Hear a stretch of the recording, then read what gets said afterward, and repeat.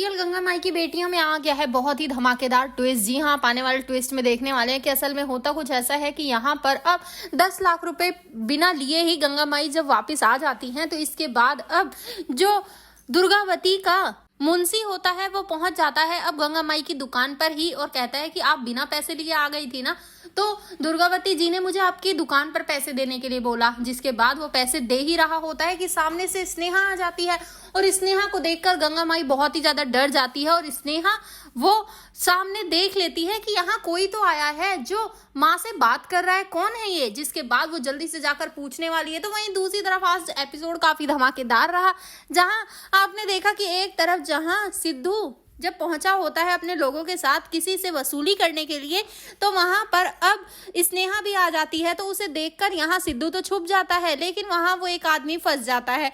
साथ ही अब स्नेहा उससे कहती है कि अगर ये तुमसे कह रहे हैं कि कुछ समय दे दो तो दे दो ना, क्या हो गया।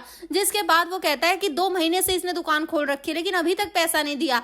जिसके बाद अब स्नेहा कहती है लेकिन ये कुछ समय और मांग रहा है तो थोड़ा समय और दे दो, ऐसे थोड़ी ना तुम कर सकते हो किसी के साथ। जिसके बाद अब जैसे ही वो उसे पलटाकर देखती है वो वही होता है जिसने उसकी दुकान पर आकर तोड़फोड़ की थी।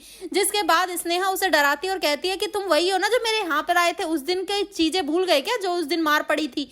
जिसके बाद वो डर डराकर वहां से भाग जाता है। यहाँ पर सिद्धू वो परेशान हो जाता है और सामने फिर अपने एक दोस्त को फेंक देता है, बेचारा वो भी फंस जाता है। और जैसे ही वो उसे भाभी कहकर जा रहा होता है तभी स्नेहा उसका हाथ पकड़ लेती है और कहती है कि तुम्हारा कोई दोस्त या भाई है क्या जो हमारे पीछे पड़ा है, इसीलिए तुम हमें भाभी कहते हो। तभी वो कहता है कि नहीं नहीं, ये पूरे बनारस के जो लड़के हैं वो तो हमारे भाई हैं, तो आप हमारी भाभी हुई ना, किसी के साथ तो शादी करेंगी ही। जिसके बाद स्नेहा थोड़ी सी परेशान होती है कि कैसा आदमी है। उसके बाद वो तो चला जाता है, लेकिन सिद्धू वो स्नेहा की हेल्प करने के बहाने उससे पूछने वाला है कि वो जो औरत उस दिन आई थी जो हंगामा कर रही थी दुकान पर वो कौन है। जिसके बाद स्नेहा बता ही रही होती है, लेकिन तभी वो रुक जाती है और कहती है कि तुम्हें उससे क्या लेना देना, तुम मुझसे क्यों पूछ रहे हो उनके बारे में।